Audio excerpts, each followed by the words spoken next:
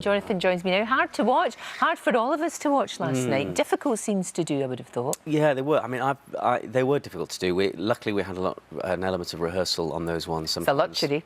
It is a luxury in our show, yeah. Yeah. And it was great to work with the fight director. All that kind of thing had to be choreographed. You couldn't just turn up on set and go, "Hi, crew, can we just work this one out?" But yeah, it was very hard hitting. It was all. I mean, I've actually not seen it screened, but I remember doing it, and we shot it in chronology, so it's very much up here. Yeah. But it was most of it was very much implied. Exactly. And you don't see a lot, but in a sense, that makes it more powerful. It does, because it's all going on in your head. Yeah, absolutely. Very much so. You two must really trust each other.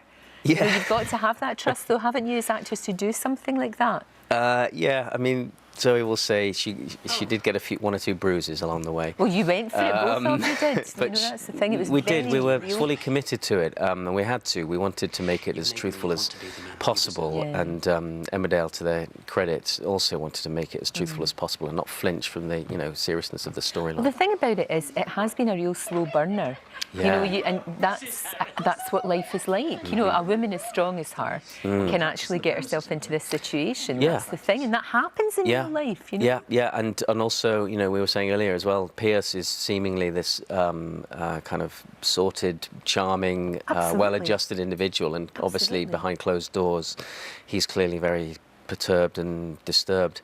But yes, you're right. I mean, it's been a slow burn from the beginning, and it's very bold of Emmerdale to sort of run a story kind of in real time. And it's a gift for us as actors, because we get to kind of develop the characters and also develop the relationship, so the audience really invests in it. So when something like this happens, the denouement, as it were, then it's all the more shocking and all the more surprising. We don't know what's going to happen don't tell me what's going to happen to the characters.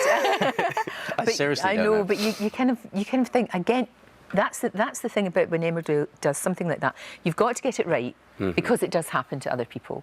So there is that responsibility, isn't there? Yeah, absolutely. You don't want to let people down. It's happening all too often. We work with a number of groups, Women's Aid and various crisis groups, just to make sure that we got it right. And the facts and statistics are pretty shocking. It's not nice at all.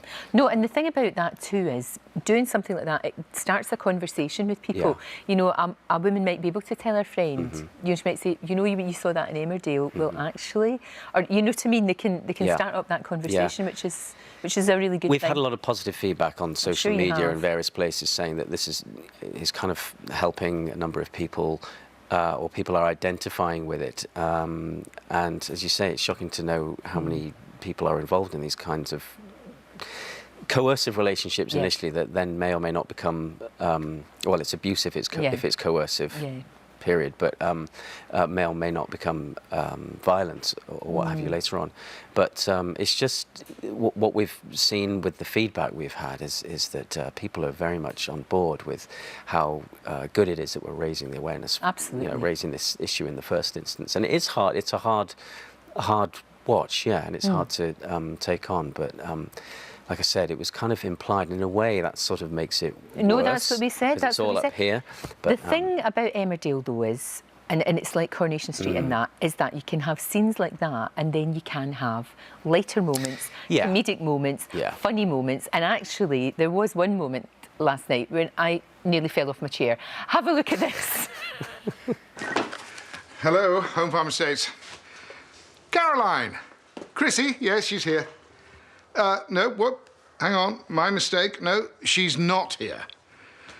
Yeah, I'm sorry, it was Lorraine Kelly in the living room. No, Lorraine Kelly isn't actually in the living room. She's on the television.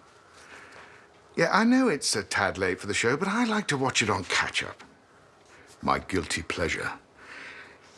But don't worry, I'll let her know you called. Bye. Just when I thought I couldn't love John Bow anymore, he does that. That was fantastic. Yeah. My phone went nuclear. My phone just lit up. It went crazy. Absolutely amazing. Now, look, when you're not being a baddie, you're a runner? Now, what's all this about you running 100 kilometres? Well, it's not a run, it's a walk. Right, but it's with the blind veterans. Right, OK.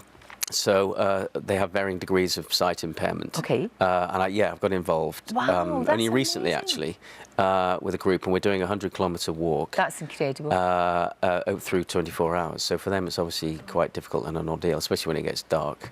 It's an amazing cause. Like I said, I only got involved recently via a friend of mine.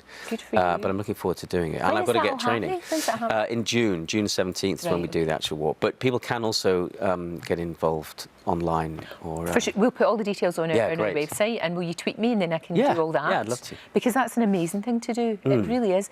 Next time you come back, we'll find out what happens even more. It's so good. Just so much to say to you. So good to talk to you. Thank you for coming in, and give my love to everyone in Emmerdale. And I will, especially Jumbo. Oh, a massive big cuddle, a massive squeeze. Absolutely. Thank you very much indeed.